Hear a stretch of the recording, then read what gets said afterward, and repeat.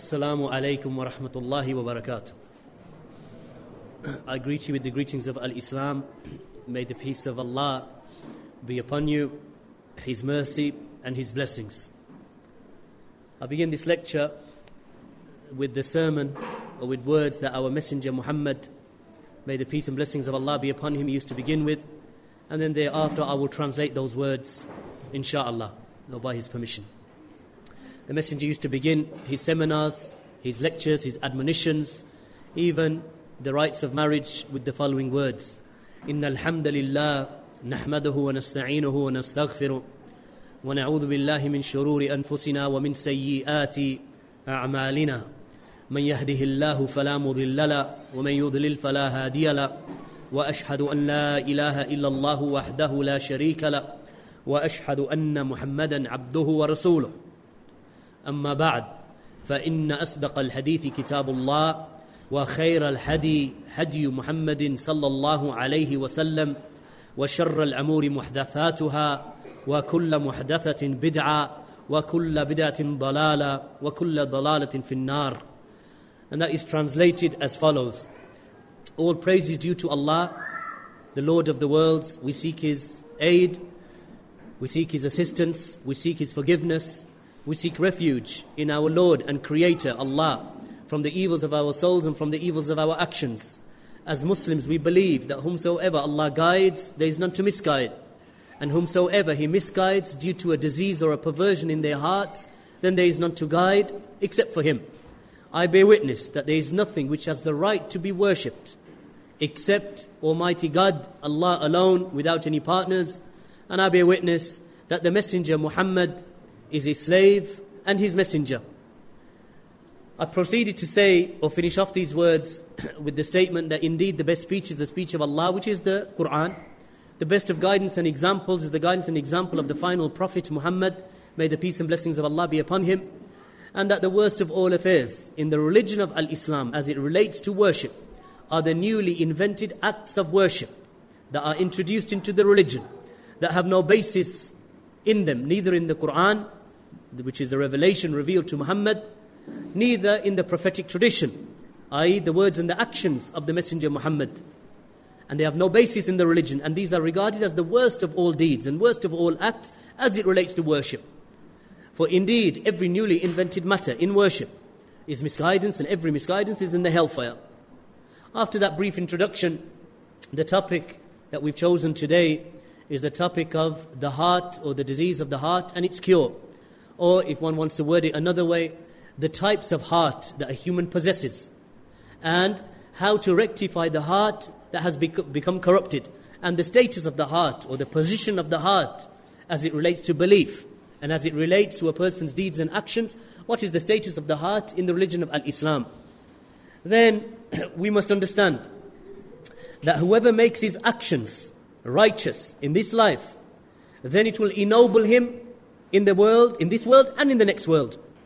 And our Lord and Creator Allah has mentioned in the Quran, and everything that I quote from the verses of the Quran, inshallah, I will offer you immediately afterwards an English translation of them.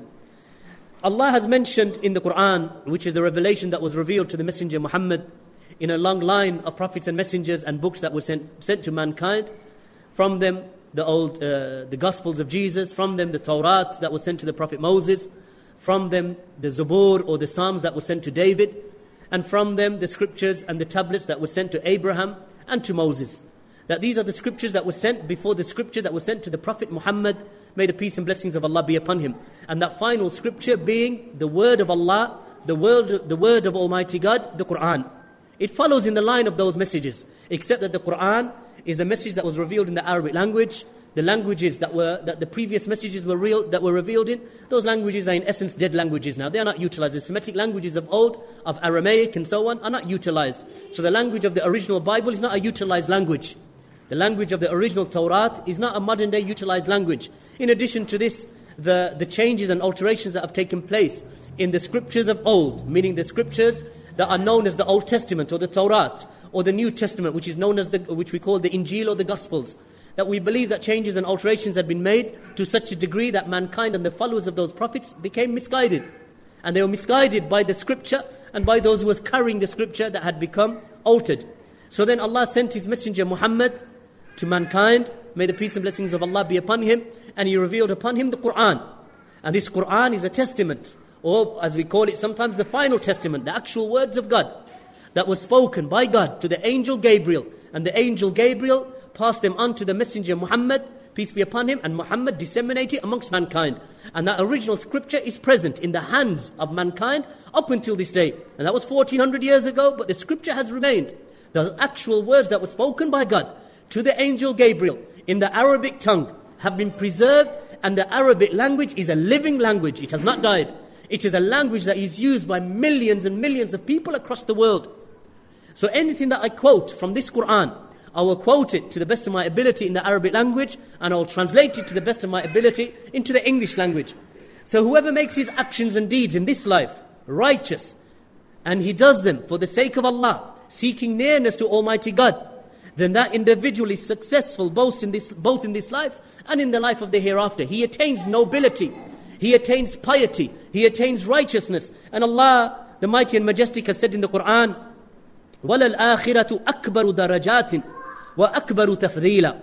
That Allah has mentioned in the Qur'an, and verily the hereafter will be greater in degree and greater in preference. No doubt the hereafter is more preferable than the life of this world, so long as the hereafter is a life that is given a life of paradise and a life of bliss. And Allah has mentioned also where He has stated with regard to this life, that the one who spoils his deeds in this life and wastes his intellect, that Allah has given him an intellect, then he will be returned to Allah, to the one who created him, the one who gave him life, the one who gave him the air to breathe and the water to drink, and the very limbs that he utilizes to move from one location to another location. The bodily parts that Allah has given him, the one who created that and gave him that and fashioned him in that manner, that he will return to him one day. And if he was in this life an individual who was a sinful person, turning away from guidance, turning away from worshipping the one true Lord and Creator, then Allah has said regarding him, وَمَنْ كَانَ فِي هَذِهِ أَعْمَى فَهُوَ فِي الْآخِرَةِ أَعْمَى وَأَدَلُّ سَبِيلًا. That Allah has mentioned, and whosoever is blind in this world, then he will be blind in the hereafter and more astray from the path. Meaning that this individual who closes his eyes off to the truth in this life, that he closes and blinds himself to righteousness and piety in this life, then likewise in the hereafter he'll be raised blind, meaning that he'll be screened, he'll be blinded, he will not be able to receive the reward from his Lord, and he is astray, far astray from the path of nobility and righteousness. And I praise Allah subhanahu wa ta'ala, I praise my Lord, the Mighty and Majestic, the Most Perfect, the one who has given us nobility, the one who has given mankind the ability to think and to ponder. And I praise and I thank my Lord for the blessings that He has bestowed upon me. Blessings that we could never enumerate, my brothers and sisters. I am grateful to Him for all of His bounties, though I could never enumerate them. The bounty and the blessing of sight, the bounty and the blessing of being able to speak, being able to walk, being able to have a wife and to have children, to be able to have friends, to able to have the ability to love, to have the ability to reason. That I'm grateful for my Lord for this. And if the only thing that my Lord had given me was that He had given me this life, then I could never be grateful enough to Allah, the Mighty and Majestic, who gave me this life.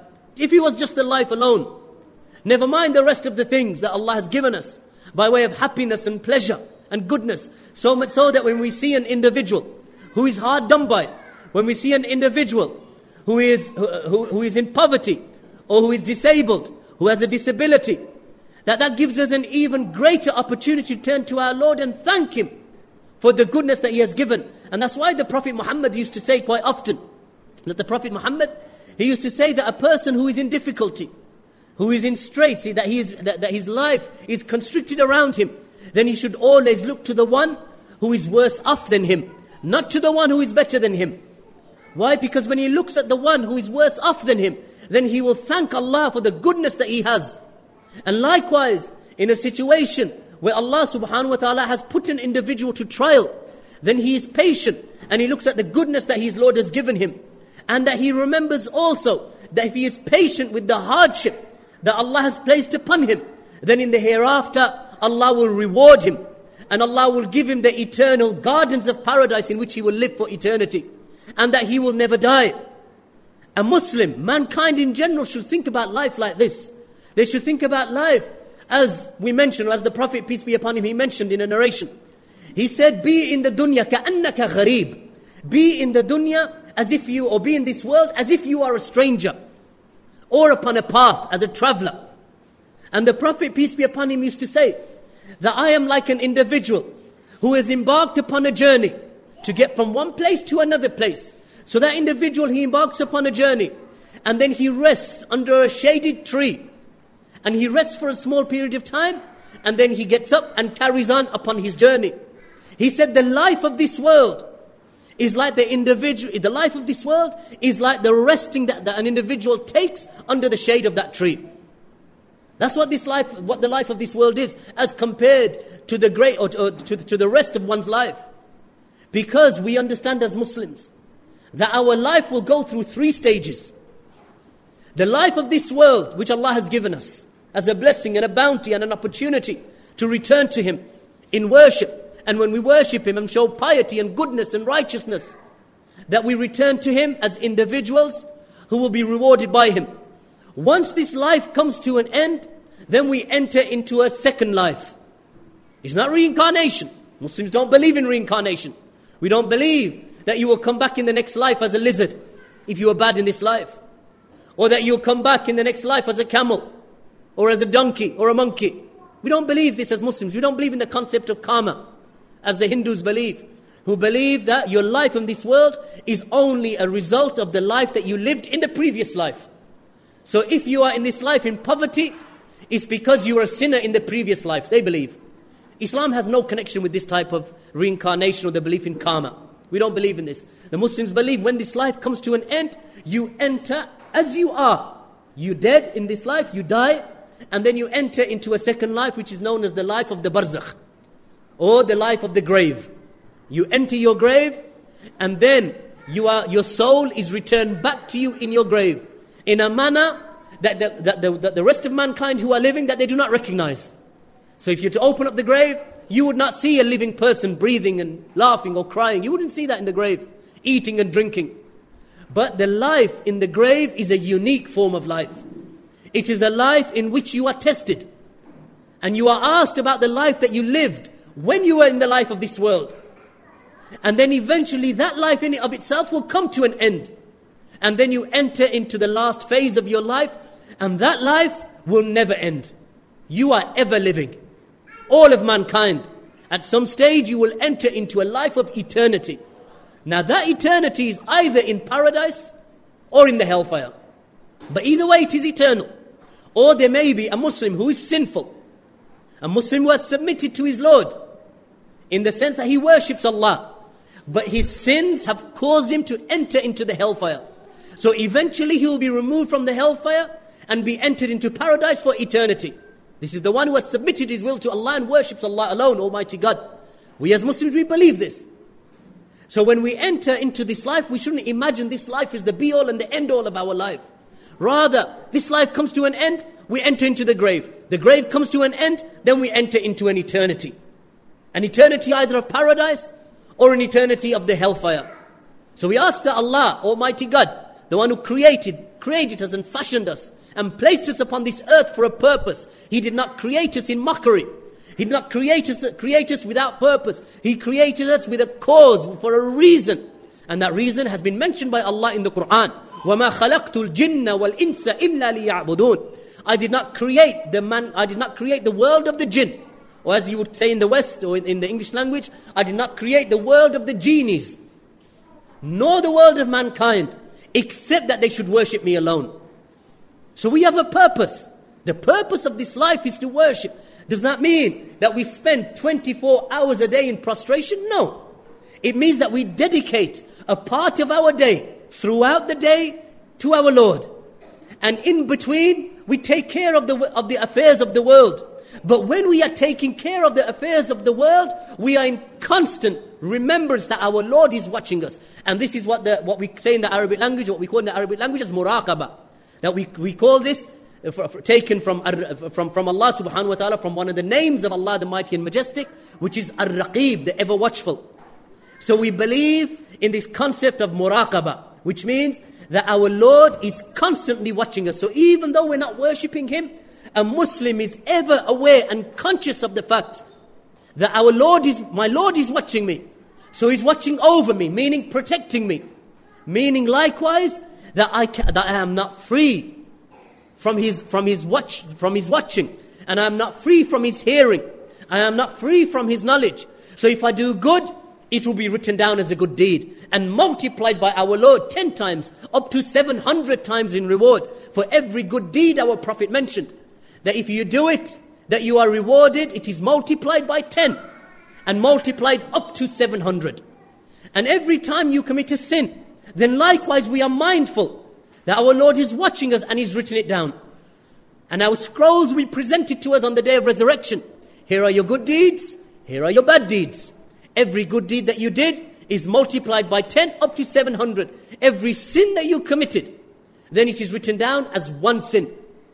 So even though he's not actually in the act of worship between the 5 daily prayers, because the Muslim prays his 5 daily prayers throughout the day. He prays in the morning, he prays in the early afternoon, he prays in the late afternoon, he prays after the sunset, and he prays before the sun rises.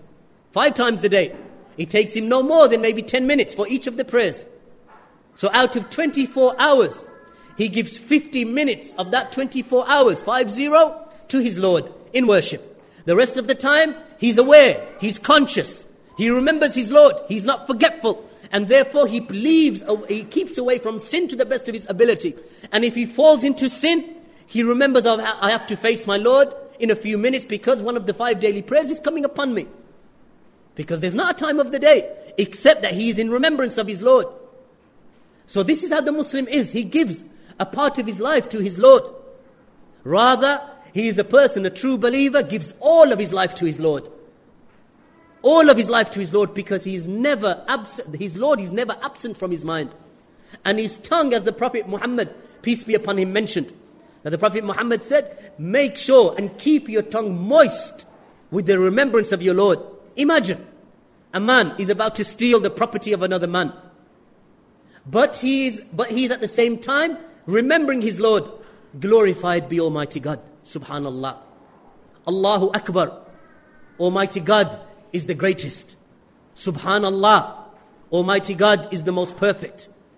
And he's saying this upon his tongue. Subhanallah. Alhamdulillah. All praises to Almighty God.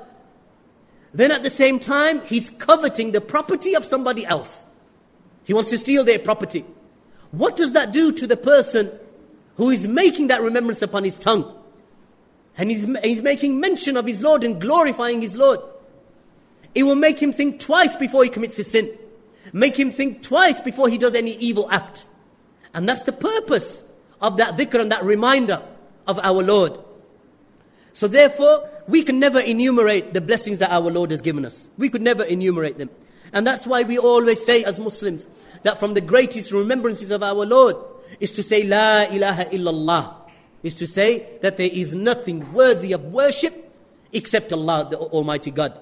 And the Muslim is constant in that, because we understand that to Him belongs the dominion. And to Him is all praise. And He is the all-powerful. And He is the all-able over everything. And we also bear witness that the Messenger Muhammad is an example for us to be followed, not an object to be worshipped. We don't worship Muhammad. May the peace and blessings of Allah be upon him. Rather, we take him as the best of examples amongst mankind to be followed. Just as before the coming of Muhammad, the best of the examples to be followed was Jesus Christ himself, who is a relative of the Messenger Muhammad, through their lineage that leads back to the Prophet Abraham. And likewise through their lineage that leads back to Ishmael and Isaac. So Muhammad and Jesus were related. And Muhammad's message is only a completion of the message, or a perfection of the message of all of the prophets that came before him. The Messenger of Allah, Muhammad, may the peace and blessings of Allah be upon him, he used to always say constantly, Ya muqallib al-qaloob, thabbit qalbi ala dinik. That he always used to say, O turner of the hearts, establish my heart upon your religion. And the reason why the Prophet, peace be upon him, used to say this was because he understood that the heart is something. And anyone who knows the emotions that you go through throughout your life, whether it be love, or whether it be anger, or whether it be hatred, or whether it be heartbreak even. Someone that you love leaves you. Someone that you love dies. Then you don't say, oh, my head is hurting. What do you say? My heart is hurting. Why? Because the issue refers back to the heart. The heart, my brothers and sisters, is that morsel of flesh in the body. That the Prophet, peace be upon him, he said, that Allah, the most merciful, that the hearts are between the fingers of Ar-Rahman, and He turns them whichever way that He pleases. So the heart is something that is turned, can be turned, from love to hate, from anger to sorrow, from grief to happiness. And we always say, my heart is sad today, or that I am in love today, and my heart is in love today, or my heart is filled with joy today. And always in any language, and the Arabic language is no different, that we refer it back to the heart itself. It is the vessel, this vessel, the heart, that individuals from all of mankind, from all of the nations and all of the language, and all of the languages, they refer to the heart as the centerpiece of their body, for use of better words. It is the centerpiece of the body, that our emotions, our love, our hate, our desire, that all of this, our hope, our trust, our reliance, we refer it back to the heart. And that's why the Prophet, peace be upon him, used to say often, Ya muqallib al-qaloob, thabbit qalbi ala dinik. O turner of the hearts, establish my heart upon your religion. So, O servants of Allah, and every single one of you is a servant of Allah, whether you are Muslim or whether you are non-Muslim, you are servants of Allah, in the sense that Allah is the one who created you. Allah is the one who sustains you. And you cannot go outside of the universal will of Allah. You can only do that which Allah subhanahu wa ta'ala has allowed you to do, and not outside of that. You cannot do things for which you have not been created. You cannot do feats for which you have not been created. So we are slaves of our Lord. So therefore, He is the one who created you. And we know that He created you. And He fashioned you. And He fashioned you in the best of forms.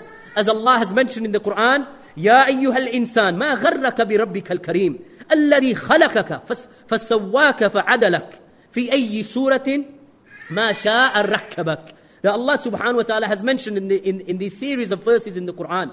O mankind, what has made you careless concerning your Lord? Your Lord the most generous, who created you. He fashioned you perfectly and gave you due proportion. And in whatever He willed, He put you together. Yes, O people, O my brothers, O my sisters, O my colleagues, you have been put together from limbs, and each of these limbs have a particular purpose and a particular function. And if that limb became sick, or that limb that you possess upon your body became damaged or hurt, then it loses the ability that Allah had given it. So the hand, for example, if your hand became hurt, if your hand was hurt and it became damaged, then your hand will lose its strength that you once possessed. And if the eye became damaged or hurt, then likewise your vision will become impaired, or you may become blinded. And if the heart becomes diseased and the heart becomes sick, then the specific function for which the heart was created will be lost and become impaired. And the function of the heart is that the heart contains knowledge, the heart contains wisdom, the heart contains acquaintance and love for Almighty God, and the worship of Allah is contained within the heart. This is where it begins. And the sickness of the heart due to disobedience and sins is a chronic illness. And it is a hidden illness. So much so that the one who has the sickness of the heart, and we are not talking about now cancer or heart attacks or strokes. What we are talking about now is the sickness of the heart that relates to the spirituality of an individual. If the heart is sick spiritually, the heart is sick in terms of the knowledge that it possesses. Because in Islam, as Muslims, we believe that the heart, that there is such a thing which is known, and we call it speech of the heart and action of the heart. A person says, a heart speaks and a heart acts. Then we explain the meaning of that. The speech of the heart is the knowledge of the heart. The knowledge of your Lord, the knowledge of your Creator, the knowledge of your Prophet, the knowledge of your religion, the knowledge of the book of Allah, the Quran, the knowledge of the deen, of the religion of Al-Islam, the knowledge of the angels, the knowledge of the hereafter, the knowledge of the grave, the knowledge of what will occur to you after death. All of this is known as the speech of the heart. It is known as the speech of the heart. Then a person may ask, then what's the actions of the heart? Then we believe that the heart acts. How does it act? It acts, if you can imagine, two entities. We have the speech of the heart, and that speech is the knowledge of the heart that is contained within the heart. Knowledge of Allah, knowledge of the Creator, knowledge of the angels, knowledge of the prophets, knowledge of the books, knowledge of the creed of Al-Islam, the knowledge of the creed of the Muslims. That is the knowledge of the heart. The heart acts in response to that knowledge. How does it act in response to that knowledge? It begins to love and fear and hope and trust and rely. And all of those are known as the emotions of the heart, and they are in reality the actions of the heart. So the heart acts upon knowledge. Like for example, if I was to say to one of you that such and such a woman or such and such a man, for the sisters, that you desire to marry, he has agreed to marry you or she has agreed to marry you, your heart will instantly feel a pace. The pace will increase of the heart.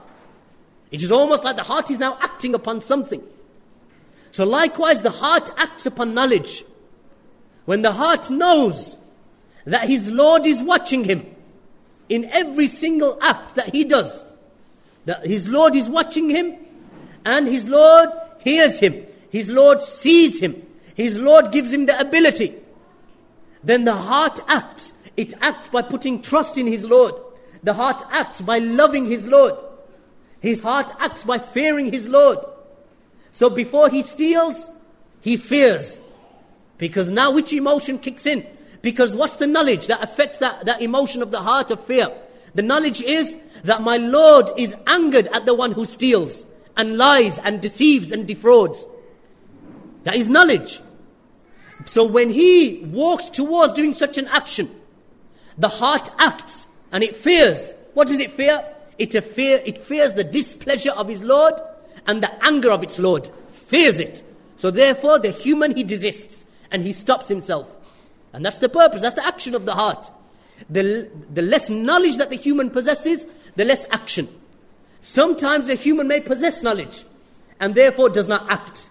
He possesses the knowledge, yet he does not act. When he does not act and the heart is not stirred into motion and the limbs are not prevented from evil, then it shows that the action of the heart is weak, though the knowledge of the heart or the speech of the heart may be great.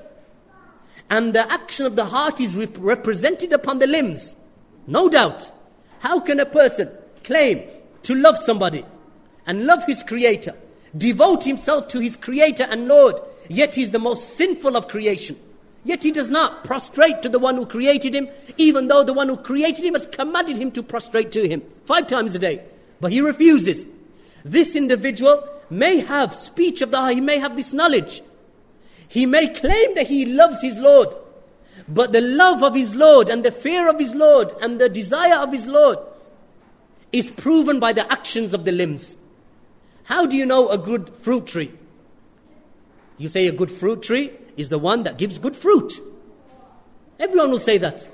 I have an apple tree in my garden, and it's a good apple tree. Someone will say to you, what makes it good? Well, it gives me a heavy crop every year. Kilos and kilos of apples come from that, and they're sweet and tasty. Why? Because the fruit is the thing that makes you give judgment to the tree. Same with the actions of the limbs.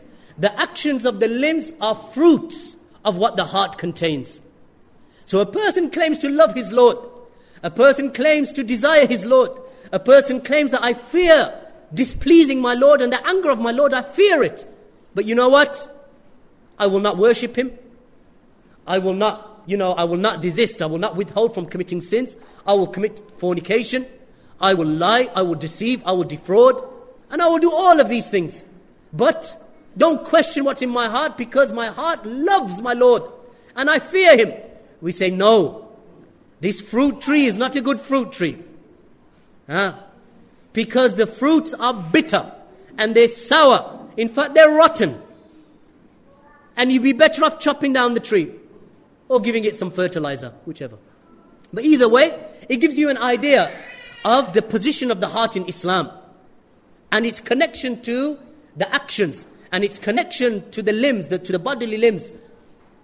And this is the position of the heart in Islam. But the sickness of the heart is sometimes hidden, no doubt. Because sometimes there is a sickness of the heart that it creeps upon a person, that he doesn't even know that his heart is sick. He doesn't know that his heart has an illness. And this illness is something that needs to be cured. And it results from inattentiveness and negligence. If he knows that he has a diseased heart, even if he knows, like many of us, we know when we do something wrong, but we persist in doing wrong. So we know that there is an illness there, that is a problem there, but we don't rectify. That is due to negligence. It is also due to the fact that we're not patient with the cure. If a person has an illness in this world, let's say he has cancer, you know what kind of treatment you have to go through to cancer. You have to go through hardship and difficulty to cure a long-term illness. You have to be patient with the treatment. Sometimes the treatment is difficult. You know, the treatment itself, when you take cancer treatment drugs, it's as if you're making yourself more ill before you make yourself better. Of course, the cure to the sickness of the heart as it relates to spiritual sickness isn't the same. Because spiritual sickness is not that it's difficult, it's just that sometimes the person doesn't want to leave the sins that he's upon to take the treatment. Because the treatment requires what? The treatment requires coming closer to your Lord. Because you can't flee away from, where are you going to run away to? Is there any place that you can hide out of the sight of Allah the Mighty and Majestic? Nowhere. Where are you going to hide? Is there some cave that you can go into and say, now he can't see me? When we know that our Lord, that He watches over the black ant on a black rock on a moonless night, He watches it. He can hear it scuttling across the rock. Rather, He is the one who created it and gives it the very ability to scuttle and walk over the rock. Our Lord, not even the tiniest of the ant is hidden from our Lord. So where can we hide to after we commit a sin? Where are you going to hide? I committed a sin, I'm going to hide away from my Lord? Nowhere for you to hide. The only place to go after you've committed a sin is to go towards your Lord. It is not like the enemy in this world, where the one who wishes to cause you harm, you flee away and you can flee away. Where are you going to flee to, my brothers and sisters? From your Lord, who owns the very earth that you are walking upon. Is the one who gives you the legs and the ability to move. Where are you going to run to? So they used to say, and there's in fact a statement of the Prophet, that I flee from you, my Lord, to you. I flee away from you, to you. Because there's no fleeing away. Fleeing away from what? Meaning that I flee away from disobedience. That if you're going to flee, you flee to Allah even after the sin. Like when you don't run away from the scene where the crime has been committed. You know, you commit a crime, let's get away from the crime scene before we get caught. In Islam, no. After you committed a sin, you race towards the one that you wronged. And He is your Lord. And you seek His forgiveness and He will forgive you. And all of that relates to what is the condition of your heart at that stage. Because there is not one of us except that we will fall short. What did the Prophet Muhammad say? He said that all of the children of Adam err. Every single one of us will be mistaken and we will commit error and mistake. Every single one of us will be sinful. But the best of those who err and they transgress are the ones who would return back to Allah. They are the best. The Prophet Muhammad even mentioned a narration in which he said that if mankind, all of it, that if none of them sinned ever, he said, indeed, I would remove them. I would replace them with a group of people who did sin. So they would sin. And then they would return to me for forgiveness and I would forgive them. So we have been created. We have been created in a fashion whereby there is a tendency to commit sin. But there is also a tendency to do righteous deeds and to return back to our Lord. So this flesh, or this morsel of flesh that we have in our body, the heart, that this heart is the king or the sovereign over the rest of the body. It is the sovereign or the king over the rest of the body. It is the source of the happiness of the body, or it is the source of the misery of the body. It is the source of the rectification of the body, or it is the source for the corruption of the body. The Prophet Muhammad, may the peace and blessings of Allah be upon him, he said, وَلَا إِنَّ فِي الْجَسَدِ مُضْغَةً إِذَا صَلَحَتْ صَلَحَ الْجَسَدُ كُلُّهُ وَإِذَا فَسَدَتْ فَسَدَ الْجَسَدُ كُلُّهُ أَلَا وَهِيَ الْقَلْبُ. That the Prophet ﷺ, the Prophet, may the peace and blessings of Allah be upon him, he said that surely within the body there is a morsel. There is a morsel of flesh within the body. If it is rectified and if it is good, then the whole of the body it is good. And if it is corrupted, then the whole of the body it is corrupted. And indeed, it is the heart. If your heart is sound, that will bear witness for the rest of your limbs. If your heart is corrupted, then that will bear witness for the rest of your limbs.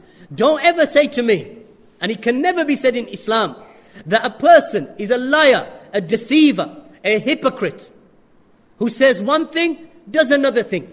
He does not pray, nor does he devote any part of his day or night to his Lord. This individual then claims that I am a devoted worshipper of Almighty God. Not possible. It is a tree that has not borne its fruits. It is not possible. Because the limbs are a representation of what the heart contains. And this is common. You hear people sometimes saying that, yes, I sin, but my heart is clean. I say, why don't you pray? He said, don't worry about my prayer, my heart is pure. We say, no, it's not possible. If your heart was cleansed and pure and rectified, then you would understand this narration, this prophetic tradition, these prophetic words of the Messenger Muhammad. If the heart is sound, then the rest of the body is sound. If the heart is corrupted, then the rest of the body is corrupted. And what is the king of the body? What is the sovereign of the whole of the body? No doubt it is the heart. No doubt it is the heart. So in this clear tradition, this clear hadith, there is a proof that the soundness of a servant's actions is in accordance to the soundness of his heart. Likewise, the transgressions and the corruption of the limbs only shows the corruption that is in the heart. So the righteousness and the corruption of the limbs, they show the true condition of a person's heart. And if the heart is sound, then you will see a righteous man, because you will see from him righteous speech, righteous words, righteous actions. Then that will show you and give you an indication of what is in that individual's heart. It will give you an indication. The Prophet ﷺ, Allah, the Mighty and Majestic, our Lord and Creator, he said in the Quran, he said, يَوْمَ لَا يَنْفَعُ مَالٌ وَلَا بَنُونَ إِلَّا مَنْ أَتَى اللَّهَ بِقَلْبٍ سَلِيمٍ. That he mentioned, on that day, when nothing will benefit him, neither wealth nor his children. Which day? The day of resurrection. إِلَّا مَنْ أَتَى اللَّهَ, except for the one who comes to Allah with the heart that is sound. So when you meet your Lord on the day of resurrection, what are you going to offer him? Oh my Lord, I have real estate back in Tobago and Trinidad. Oh my Lord, I have wealth in the bank, in the Bank of Nova Scotia. Oh my Lord, I offer that to you as ransom for the sins that I've committed. Is it possible for you to say that after the day when you have passed away? When you meet your Lord on the day of resurrection and you are standing in front of him, where all men are equal, in the sense that no one due to his lineage and no one due to his wealth will be given precedence to another person. No one on that day. The only thing that will benefit you on that day is a sound heart. That he will come to Allah, he will come to Almighty God, بِقَلْبٍ سَلِيمٍ, with a heart that is sound and secure. Does that mean now it's just his heart and no actions? Of course not. It means this individual had a sound heart.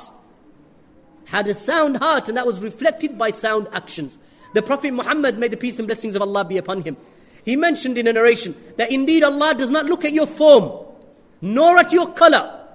Islam doesn't look at individuals' colors. We may look at people's colors because our hearts are sick. If our hearts are sick, we're going to look at a person first at his color, then we're going to look at his personality and his character and his religion. That's because the heart is sick.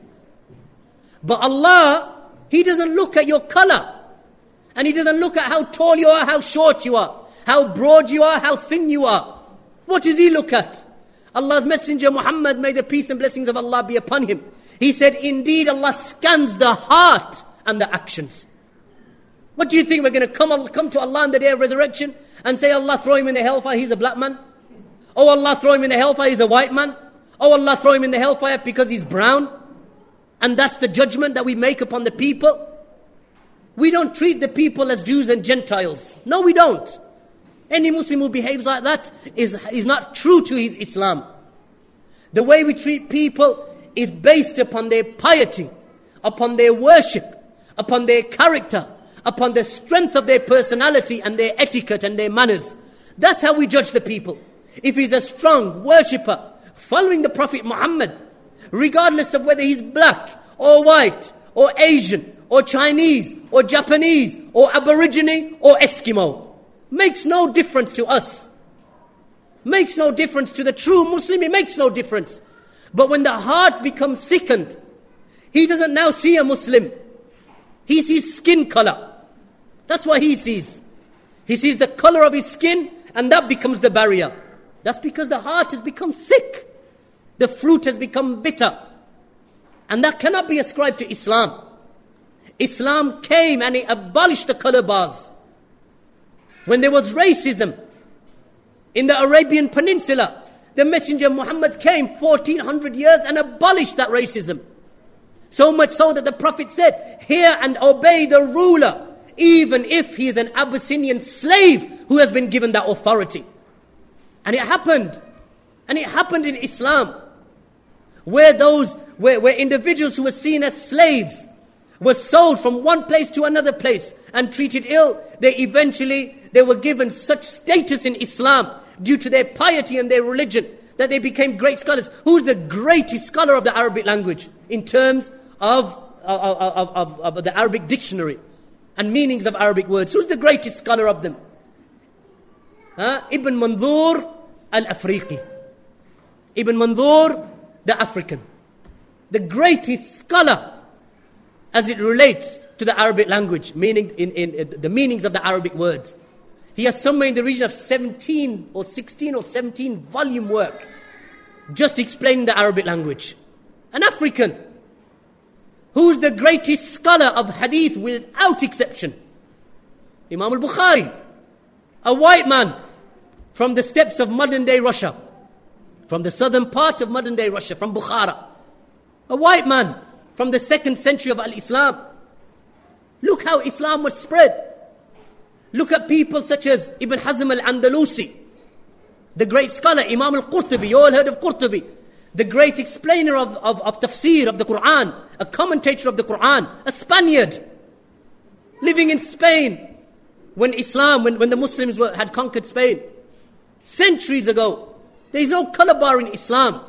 There is a color bar in the mind of certain Muslims, and that we need to get rid of, because Islam will never, and brotherhood and unity, and we're going to cover that topic maybe tomorrow, that love and muhabba, the ummah being one body, so much so that the Prophet Muhammad, may the peace and blessings of Allah be upon him, he said that the Muslim nation is one body, meaning that we are brothers and sisters to each other. Brothers and sisters to each other. So much so that the brother sitting in front of me, his heritage is different to my heritage as it relates to our skin color. He may come from a different nation, but he should be my brother just like my blood brother, in terms of my love and affection for him. That's how Muslims should be. That's how the Prophet Muhammad ﷺ was, with regard to his disciples and with regard to his companions. And when an individual moves away from that and he steps away from that, then you will see how calamity after calamity and trial and tribulation will follow you in your wake. It will follow you. There's a principle in Islam which is known as they pronounce it as al-jazaa min jinsil amal, that the recompense is in accordance to your deed. You'd say, if you wanted to reword it, you reap what you sow. What you sow, you shall reap. Because one day the tables will be turned, and you'll wonder, from where did this calamity come? And then you'll say, you know what? There was a time when I used to have those beliefs. There was a time when I used to feel like that. So the heart in general is of 3 types. The heart in general, we say, is of 3 types. The first type of heart is the heart which is qalbun salim, which is the sound heart. A heart that is safe from evil and despicable and hated affairs. It is a heart that contains the love of its Lord. It contains a fear of his Lord. A heart that is close to Allah and desires to meet His Lord. And he desires the meeting with his Lord more than anything. He does not put the love of anyone before the love of Almighty God. He does not give obedience to anyone before the obedience to his Lord. That's the first type of heart. The second type of heart is the heart that is dead. Al-qalbul mayyit. The heart that is completely dead. This is a heart that is devoid of life. It is a heart that does not know its Lord, nor does it worship its Lord. It follows its own desires and is satisfied only with the satisfaction of its own desires. It may even harbor displeasure and anger towards its Lord. It does not take advice when the advice is given. It does not take guidance when the guidance is given. Rather, it is a despicable heart that follows the whims and desires of every evil caller and every evil devil. That's the second type of heart. The third type of heart is called Al-Qalbul Marid. This is a heart that is sick. So we have the first heart, healthy, sound, love and joy towards its Lord. The second heart, dead. The third heart, a heart that is in between the two. It is not completely sound, but at the same time it is not completely dead. It is a heart that has life, but at the same time it has a disease. So the first heart is conscious, aware, alive, soft, malleable. The second heart is hard and dead. The third is a heart that is sick. Either the sickness is closer to soundness or a sickness that is closer to ruin and destruction. Every single one of us knows where his heart is. We know. Why? Because it's inside of your chest. It's closer to you than anything else. You know your heart. You know whether it is alive and in the worship of its Lord, obeying his Lord, keeping away from disobedience. You know if your heart is like that. And at the same time, you will know if your heart is dead. That you get angry when someone tells you to come and worship Allah. You find it difficult. And rather you find excuses not to worship. Rather you'll follow every desire that is in opposition to that which is good and righteous and pious. You will run towards fornication and infidelity and adultery. You will race towards intoxications and drunkenness. You will race towards stealing and deception and lying and disobedience to your parents. Because obedience to your parents is from the greatest acts of worship. From the greatest acts of worship is obedience to one's parents, even if they are non-Muslim. Even if your parents are non-Muslim, it is not permissible to disobey them, unless it involves the disobedience to the Creator, Allah. Otherwise, as some of the scholars say, that if you had two parents, your mother was a Christian and your father was a Muslim. So you give your father presents. So what would you do with your mother? She's a Christian. Then the scholars, the Muslim scholars, they say, you should shower more gifts upon your Christian mother than upon your Muslim father.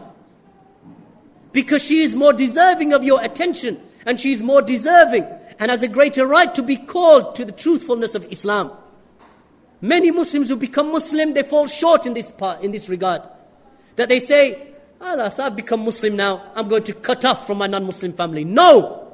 When you become Muslim, let them see the change in your life and your character. Let your mother see that now you serve her and you show her goodness. The Prophet, peace be upon him, he said, when he was asked by one of his companions, who has the greatest right to my kindness and to my companionship? He said, your mother. He said, fine. Who after my mother? He said, your mother. He said, fine. Who after her? He said, your mother. He said, then who after her? He said, your father. Your mother deserves 3 times the compassion, kindness and servitude, and serving her 3 times what your father deserves. And the Prophet ﷺ did not distinguish between a Muslim and a non-Muslim. Did not distinguish. So much so that a man came to the Prophet Muhammad, may the peace and blessings of Allah be upon him, all the way from Yemen, 1400 years ago. All the way from Yemen. No train, no aeroplane. Go and have a look on the map. The distance between Yemen, a place like Hadramaut or Sana'a or Aden, one of the big cities of Yemen. He traveled by foot from Yemen all the way to the city of Medina. Normally takes 3 weeks. He reached Medina to come to the Prophet of God. Messenger Muhammad sallallahu alaihi wasallam, may the peace and blessings of Allah be upon him, for his love and desire to meet the Prophet of Allah, the last Prophet, and to follow him. He said, O Prophet, O Messenger of Allah, I have come to you from Yemen, and I have migrated to you, to live with you and strive alongside you. The Prophet Muhammad said, do you have parents? He said, yes. He said, did you leave them behind? He said, yes. He said, did you seek their permission before coming to me? He said, no. Then he said, I advise you return back to your parents. Seek their permission. If they give you permission, then come back to me. Yemen! Walk all the way back to Yemen from Medina. Yes, he had to go all the way back to Yemen. One man came to the Prophet, he said, O Messenger of Allah, I've traveled to you from such and such a distance and migrated to you to live alongside you as your disciple. The Prophet Muhammad, but he said, but O Messenger of Allah, I left my parents. He said, how did you leave your parents? In what condition were they? He said, by Allah, I left them and they were weeping and crying. He said, return back to them and make them laugh just as you made them cry. The status of the mother and father in Islam. And this is what the sound heart leans towards. This is what the sound heart finds joy in. That the sound heart, my brothers and sisters, is a heart that is devoted to its Lord. It is not sick. The sick heart is of two types. The sick heart is closer towards health or closer towards death. Just like human beings when they're ill. You can be struck with an illness that is so severe that you're about to die. Or you could be struck with an illness that is a common cold, lasts about a day and a half, and you're back in good health again. Heart is likewise with regard to spiritual illness. Is your spiritual illness, your sickness of your heart, with its relationship with its Creator, is it closer to death or is it closer to life? Ask yourselves the question. You know. We know our heart. If it is closer to life, then make it healthier and healthier and healthier. If it's closer to death, then you need to start some resuscitation progress. You need to start some processes of resuscitating that heart that is about to die. And give it some life. Bring it back to life. And from the ways that an individual brings it back to life, and we'll try and finish upon this final point, is that the life is given back to the heart by devoting oneself to Allah, reciting the book of Allah, pondering over the book of Allah, to busy oneself with the remembrance of Allah, as Allah has stated in the Quran. الَّذِينَ آمَنُوا وَتَطْمَئِنُّ قُلُوبُهُم بِذِكْرِ اللَّهِ أَلَا بِذِكْرِ اللَّهِ تَطْمَئِنُّ قُلُوبُ. That Allah subhanahu wa ta'ala has mentioned that those who believe, their hearts are tranquil, in tranquility and ease with the remembrance of Allah their Lord. أَلَا بِذِكْرِ اللَّهِ تَطْمَئِنُّ الْقُلُوبُ. Is it not by the remembrance of Allah that the tranquility of the heart is brought about? No doubt. It is by the tranquility, it is by the remembrance of Allah, by the worship of Allah that you'll find your heart at ease. How many people are out there searching for the truth, searching for their Lord, searching for what is right? And here we are sitting as Muslims and we are not calling them to the worship of the one Lord, worship of the one who created Adam, the one who created Noah, the one who created Abraham and Moses and sent them, and created John and Jesus as prophets and messengers to mankind. And then he sent the finality of them, their final brother Muhammad. May the peace and blessings of Allah be upon him. How many non-Muslims are out there that don't even know that fact? And they're searching and they're seeking the truth. And here we are sitting back and thinking, Allah, well, I'm saved. This is not the attitude of the Muslim. I'm saved and let the world perish. No, the attitude of the Muslim is to be that fruit, that tree, that has its roots embedded under the earth, solid and strong. And a trunk that is solid and strong that can bear the weight of the branches. And the branches that carry upon them fruits, that the people look and they see the beauty of them and the ripeness of them. This is how a Muslim should be. This is the example of the Muslim. And the Muslim is constantly remembering Allah subhanahu wa ta'ala. And Allah subhanahu wa ta'ala has, Allah the Mighty and Majestic mentions in the Quran, إِنَّمَا الْمُؤْمِنُونَ الَّذِينَ إِذَا ذُكِرَ اللَّهُ وَجِلَتْ قُلُوبُهُمْ وَإِذَا تُلِيَتْ عَلَيْهِمْ آيَاتُهُ زَادَتْهُمْ إِيمَانًا وَعَلَى رَبِّهِمْ يَتَوَكَّلُونَ. The statement of Allah subhanahu wa ta'ala, that the believers are those who, when Allah is mentioned, they feel a trembling in their hearts, and when His verses are recited unto them, it increases them in faith, and they put their trust only in their Lord. This is the believer. Imagine when the verses of the Quran, the verses, the actual words of Allah are read to you, that your heart feels a trembling, your heart feels a fear that increases you in faith and attaches you closer to your Lord. This is the believer.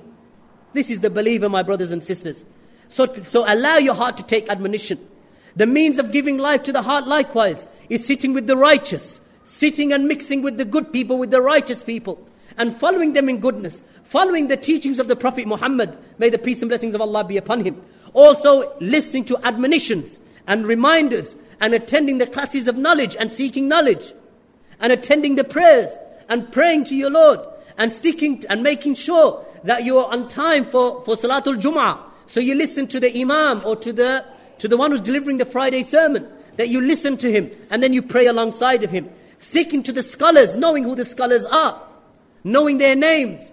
So you know the names of the righteous and the pious, knowing the names of the companions of Allah's Messenger, the disciples, knowing their names, knowing how they lived their lives, knowing how the Prophet was, knowing how the early generations of Muslims were, and taking your religion from that period of time. And that time period and those individuals on the early part of Islam are known as our Salaf. The companions in the Arabic language as Ibn Mandur. Ibn Mandur the same, Ibn Mandur al-Afriqi, the greatest scholar, or one of the greatest scholars of the Arabic language. The one who made, when he brings the word Salafus Salih, he explains it. The term Salaf refers to the righteous predecessors. In the language it literally means those who preceded you. But in the context of the Islamic language or Islamic terminology, it means those who preceded you, who were the best of those who preceded you, referring to the disciples of the Prophet Muhammad. And they are known as our Salaf. So now if I was to say to one of you, what's your origin? You say, okay, I'm from Pakistan. I would say, oh, you're Pakistan? He says, I'm not Pakistan. I'm from Pakistan. Oh, you're Pakistan. I told you I'm from Pakistan. I am not Pakistan. I am Pakistani. Or if I'm from Sudan, say, oh, mashallah, you're Sudan. Say, no, I'm not Sudan. I'm from Sudan. Oh, so you're Sudani. That's how the Arabic language works. If you're from Pakistan, you're called Pakistani. If you're from Sudan, you're called Sudani. So if I was to say, I follow the Salaf. Oh, you're Salaf? Say, no, I'm not the Salaf. The Salaf are the companions of Allah's Messenger. I follow the Salaf to the best of my ability. So you say, oh, so therefore you are Salafi.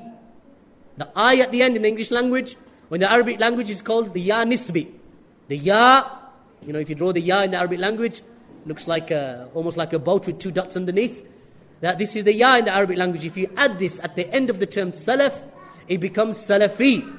It doesn't mean that you're a disciple. It means that you're following the disciples of the Prophet Muhammad. Just like when you say, I follow the Sunnah. So what does that make you? Sunni. So you add the I at the end of the term Sunnah, that makes you Sunni. So a Sunni is a person who follows the Sunnah. And the Sunnah referring to what? The path that the Prophet Muhammad, may the peace and blessings of Allah be upon him, by way of speech, action, and tacit approval. So this is the prophetic tradition. So we say that the best of guidance is the guidance of the Messenger Muhammad. The best of mankind was the Prophet Muhammad and his disciples. And they are known collectively as the Salaf. And those early generations that followed after them, we also refer to them as the Salaf. And we refer to ourselves, if we follow their way, as Salafi. But not in speech only. We don't put a tattoo on our arm and say, look, that's what I am. We don't take a bottle of water or a bottle of whiskey, take the whiskey label off and say this is pure spring water. What's inside? Whiskey. It doesn't change the reality. So you calling yourself something does not change the reality of what's inside of you. You have to be Salafi in terms of your belief, your character, your manners, your etiquette, your creed, your methodology. In every regard. You can't just say that I'm this and then you don't follow their way. And that is from the ways of attaining the sound heart. Knowledge. Knowledge and action upon that knowledge. There was another 1.5 pages to finish, but inshallah, if time allows, maybe tomorrow, I'll conclude this and then enter into tomorrow's topic. And I thank the brothers and sisters for being patient with this lecture. And if there's any questions, if there's 5 minutes for questions, then I don't mind taking questions, inshallah. Yes, brother.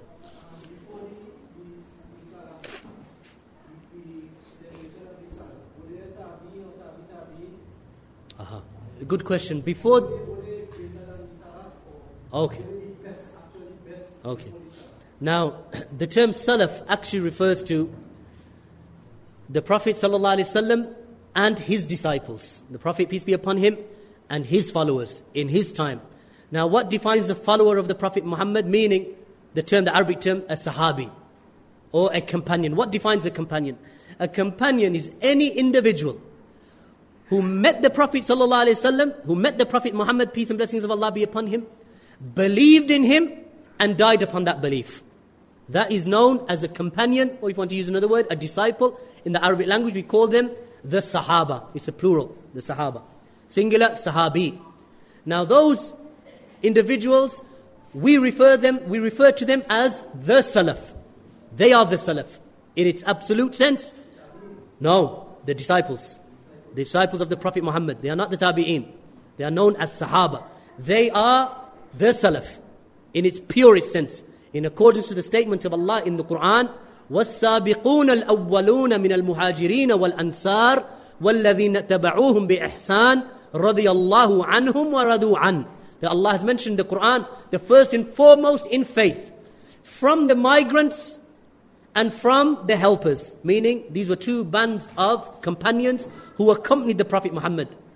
The Prophet Allah mentions about them in the Quran that those disciples, the Muhajirin and the Ansar, and those who follow them, meaning those who came generations later.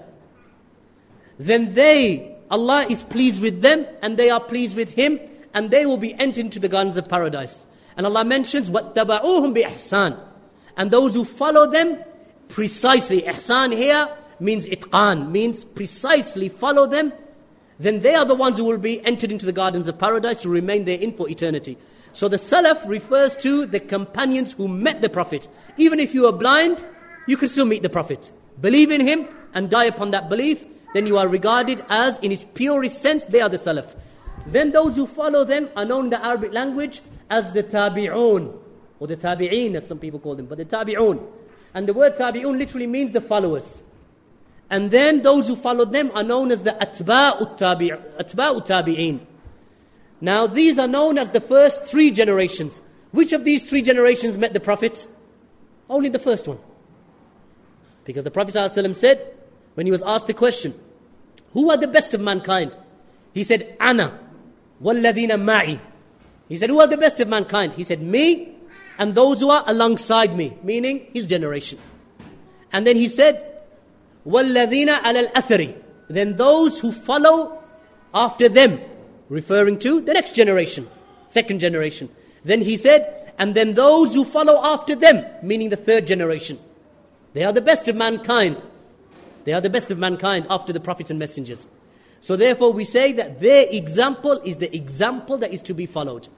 Anyone who comes after that, and even in those generations, don't imagine that you can pick off a single individual in that generation, or in any of those generations and say, well, he's in the first 3 generations, so I'm going to take the whole of my religion from this one scholar or one imam. Muslims don't believe in this concept. We believe that the only individual amongst mankind that can be followed in every sense is the Prophet Muhammad, may the peace and blessings of Allah be upon him. Then after him, anyone who agrees with the revelation that he received. Anyone who agrees with the revelation that he received.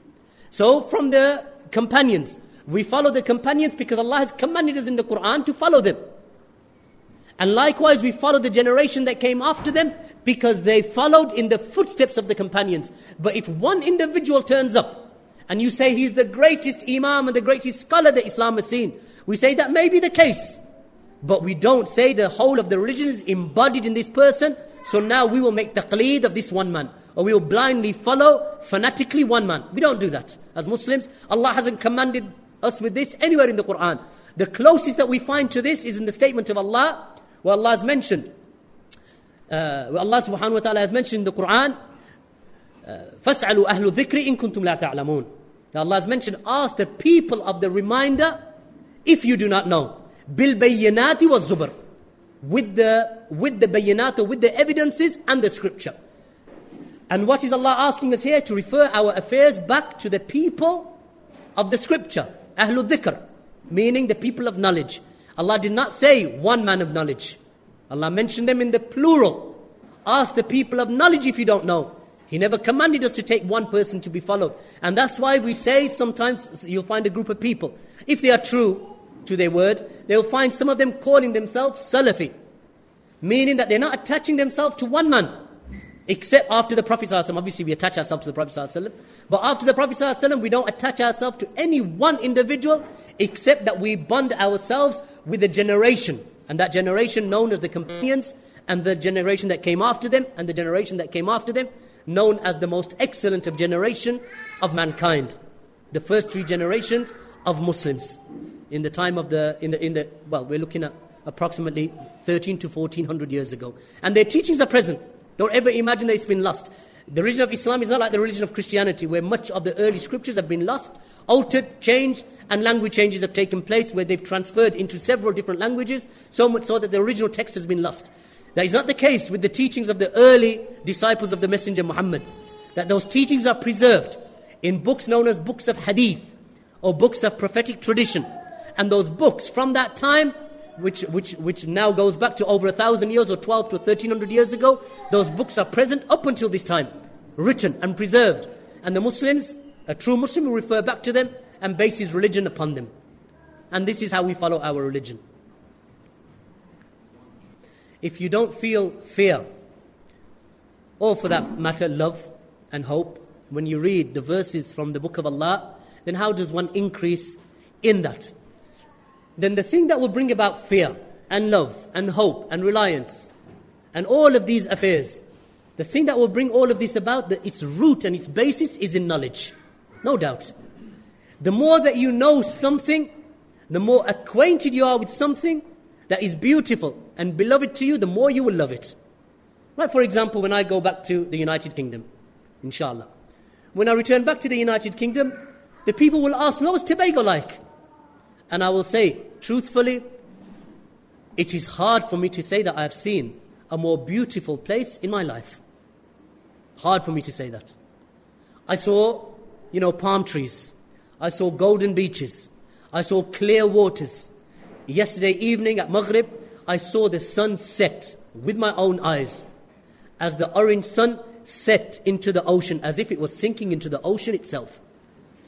I know when people have said that to me in the past, I felt like catching the flight to go to that location. Why? Because the more that you describe something, the more that you acquaint yourself with the knowledge of something, the more you desire to see that thing. So now when I go back to the United Kingdom and I make a description of what I saw in Tobago without showing them any pictures, I know that the hearts of the people will be attached to the beauty of this island. Because that's human nature. If I describe something beautiful to you, you desire to see it, and to be there, and to be in the presence of that beauty. And likewise, if I was to say to you that there's a place in this earth, do not go near it. If you go there, there is fire, there is brimstone, there is calamities, there is, there are creatures there, and there is illnesses there, and there is great danger there.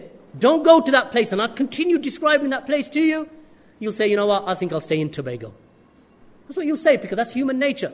The more you're acquainted with the goodness of something, the more you want it to. Like some of the brothers, they explain to me a certain type of food that you can get from certain places. The more they describe it to me, the more my mouth waters. Natural, that's human nature. The more you describe something, you say, well, if you go to Sunday Bay, there's some nice food. That's fair enough. Describe the food to me. The more you describe it, the more you see him, licking his lips, and, his mouth starts watering, and he feels his gastronomic juices developing in his stomach. Why? Because you've begun to describe something to him that allures him. And things like this, you can move into other subjects as well. But that's nature. That's the nature of humans. So how do you instill into a person the fear of Allah? How do you instill into a person the love of his Lord? You instill it into his heart by describing his Lord to him. The more you know your Lord, his names, his qualities, his actions, his attributes. Because the knowledge of our Lord is of three types. The knowledge of his names and his qualities and his attributes. The knowledge of his actions. And the knowledge of your worship of him. And we can divide this up into two basic categories. That there is what we call the singling out of our Lord with regard to the actions of our Lord. If you know the actions of your Lord, then you will respond to him with actions of your own. And these are known in the, we call them in the Arabic language, the Tawheed. The Tawheed of Allah, of Rububiyyah, and the Tawheed of Allah in Ubudiyyah or Uluhiyyah. And these are two types of Tawheed. The Tawheed of Allah's Rububiyyah, or the singling out of Allah with regard to his Lordship, relates to the actions of Allah. So what are the actions of Allah? Allah is Al-Khaliq, from the names of Allah, Al-Khaliq, the creator. So he creates, he sustains, he provides, he gives life, he gives death, he sends down the rain, he brings out the crops from the earth. These are actions of Allah. In response to the actions of Allah, the human responds. What does the human respond with? Actions of his own. What are those actions called? Worship. And that is the Tawheed of Uluhiyyah. And these are the two types of Tawheed. The third type of Tawheed is more related to is largely related to the information or the knowledge of Allah subhanahu wa ta'ala. Like for example, knowing that Allah is Al-Khaliq, the creator, Al-Mudabbir, the controller, controller of the universe, As-Sami', the all-hearer, Al-Basir, Al-Sami', the all-hearer, Al-Basir, the all-seer, Al-Raqib, the ever-watchful, Ar-Rahman, the most merciful, Ar-Rahim, the bestower of mercy, Al-Ghaffar, the most forgiving, Al-Ghafur, the one who delivers forgiveness, At-Tawab, the one who accepts repentance. These are all names of Allah. These names of Allah have an effect upon the heart. Have an effect upon the heart. The knowledge of paradise, the knowledge of the hellfire has an effect upon the heart. If you know what lies in store in paradise of mansions, bricks, a mansion whose bricks are made out of gold and silver, cement made out of musk, the floor made out of brocade, clothing out of silk, trees whose trunks are made out of gold, the trees that if that you don't reach out to, they reach out to you, and the clothing is attained from those trees, rivers of paradise that flow, a river of honey, a honey that never makes you sick. You know, you never become sickly with the honey. A river of dairy, a dairy that never goes off, never rots. Water that is crystal clear and crisp. You take one sip and you never become thirsty again. A river of wine, wine that does not intoxicate and nor does it decloud the mind. A youthfulness in paradise that never ends, it is eternal. Wives that are beautiful, husbands that are provided, a woman who receives a husband that she never becomes fed up with. Illnesses that never occur, no cancer in paradise, no AIDS in paradise. No headaches, no vomiting, not even visiting of the toilet in paradise. And then if you look at what hellfire has in store, and you look at the burning of the hellfire, that a person is placed in a box of a fire, in which he screams that the rest of the inhabitants of the hellfire cannot hear him. That over the hellfire are 19, Tis'at Ashar, as Allah subhanahu wa ta'ala mentions, that upon the hellfire are 19 angels over the hellfire. That if one of those angels, as the great scholar Ibn Rajab, he mentioned, if one of those angels, if the whole of mankind gathered, the whole of mankind from its beginning to its end, gathered to overtake that angel, that one angel will overpower all of them and destroy all of them. And the hellfire has 19 of these angels over it. The hellfire that burns from the outside in and from the inside out. A hellfire that burns the skin. And when the skin is burnt, then Allah replaces it with another skin, so that the pain of the burning becomes more severe the longer you are in the hellfire. This is the hellfire. The same hellfire that makes you thirsty. So then you are giving boiling water to drink that you can't refuse. And when the boiling water is placed into the mouth, then it burns the mouth, burns the intestines. A thorny fruit that you are given, or a thorny crop that you are given, a plant to eat. And when you eat, its thorns are like razors, that as they go through your body, they cut you from the inside. Boiling water on top of that, burning the inside all the way through to your intestines, burning you from the inside out and from the outside in. And all Allah wanted from you was what? That you worship Him alone, and you do not associate partners with Him in anything. That's all He asked you. Don't believe in superstitions. Don't believe in fortune tellers. Don't believe in amulets. Don't believe in that horseshoe over your door. Don't believe in the rabbit's foot. Don't tie those bands around your arms thinking that they will protect you. And the people give them all types of beautiful names like taweez. That this is taweez. Put it on your arm and you'll be protected.